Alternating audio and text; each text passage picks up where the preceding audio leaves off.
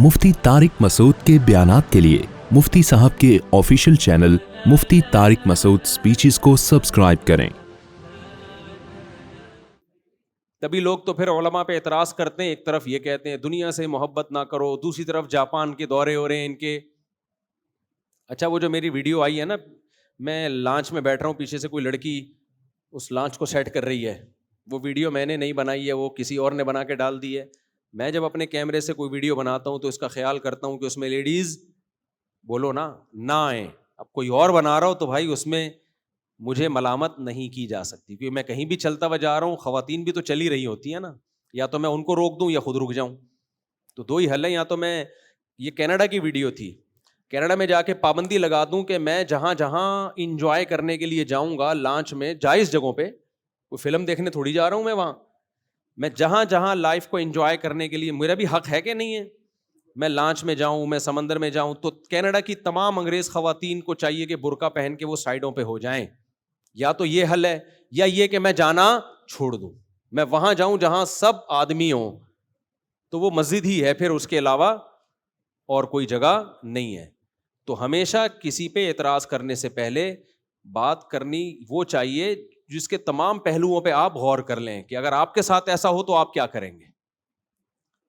अब वहाँ जहाँ मैं कनाडा में, एक लेक है, एक झील है, वहाँ मैं जब, मुझे बताओ कनाडा में किसी झील पे जाना जायज़ है या नहीं है, स्टेप बाय स्टेप ना, क्योंकि इस पे इतना बड़ा तमाशा बना है।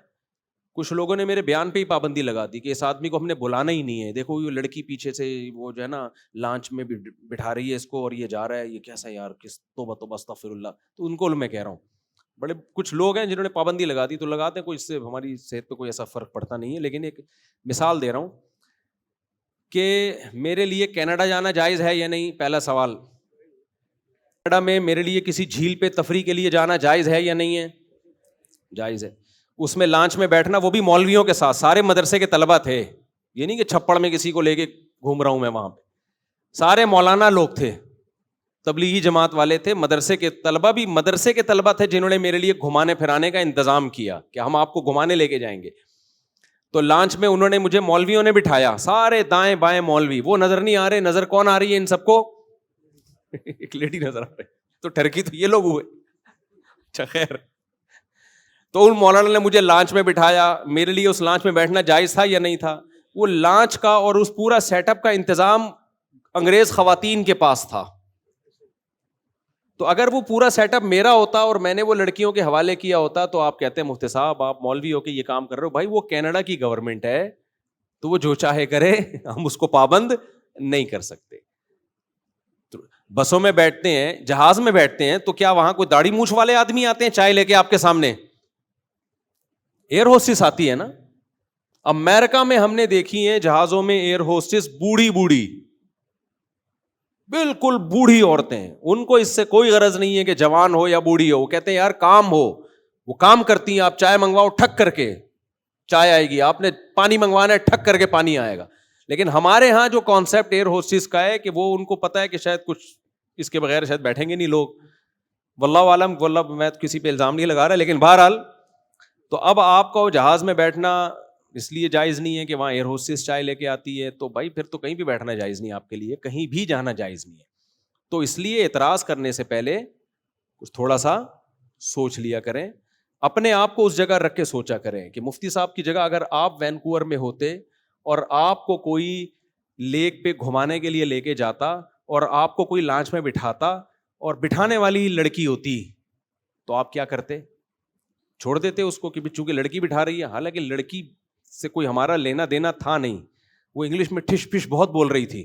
जब ज्यादा उसने मेरे साथ इंग्लिश बोली है ना, तो मैंने एक दोस्त से बोला, मैंने कहा पंजाबी में पता नहीं क्या क्या बोल रही है, उसको बोले इंग्लिश में बात करे मेरे से। खैर, मैंने कहा घंटे से पंजाबी में पता नहीं क्या क्या बोल रही है, इसको बोलो तमीज से किस में बात करें, इंग्लिश में। उसको नहीं समझ में आया कि मैंने क्या कहा। खैर, अपनी बेइज्जती छुपाने के लिए मैंने कहा ये, क्योंकि इंग्लिश बोले जा रही थी इतनी फास्ट, तो इसलिए मैंने फिर मजाक में उससे कहा कि मैंने कहा इसको बोलो ये पंजाबी छोड़ के मेरे से किस में बात करे। आप लोग की समझ में नहीं आया तो उसकी क्या समझ में आया होगा। खैर, तो एतराज तो लोग करते चले जा रहे हैं, करते चले जा रहे हैं।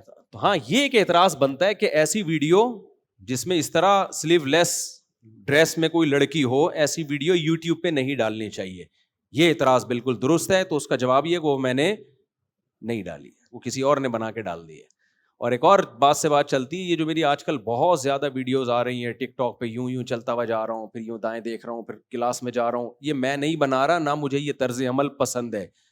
اب ہر آدمی کے ہاتھ میں موبائل ہے, میں کلاس میں جاتا ہوں, کوئی طالب علم بنا رہا ہوتا ہے, میں نیچے جامعۃ الرشید کے پارک میں چائے پی رہا ہوں, وہاں سے کوئی طالب علم بنا رہا ہے, ہم روک روک کے تھک گئے ہیں, ابھی آہستہ آہستہ اس کو کنٹرول کر رہے ہیں, لیکن یہ کام میں نہیں کرتا. اور میں طلبہ سے کہتا ہوں, یہ فنکاروں پہ, اداکاروں پہ یہ چیزیں سوٹ کرتی ہیں, اسٹائل مارنا, گاڑی میں بیٹھ رہے ہیں, گاڑی سے اتر رہے ہیں, پھر یوں جا رہے ہیں, پھر یوں اسٹائل مارا, یہ ایکٹروں پہ کے کام ہے, یہ علماء کے پہ سوٹ یہ چیزیں نہیں کرتی. تمیز سے زندگی گزارو, جو یہ شو بازی چھوڑ دو. تو یہ بھی میرا ٹک ٹاک پہ کوئی اکاؤنٹ ہے ہی نہیں, ٹک ٹاک پہ میرا کوئی اکاؤنٹ نہیں ہے. تو یہ سب لوگ کر رہے ہیں اپنے چینلوں کو گرو کرنے کے لیے, مجھے استعمال کیا جا رہا ہے کہ یوں آ رہے ہیں, یوں جا رہے ہیں, ایسے اسٹائل مار رہے ہیں, یہ میں نہیں کر رہا. خیر,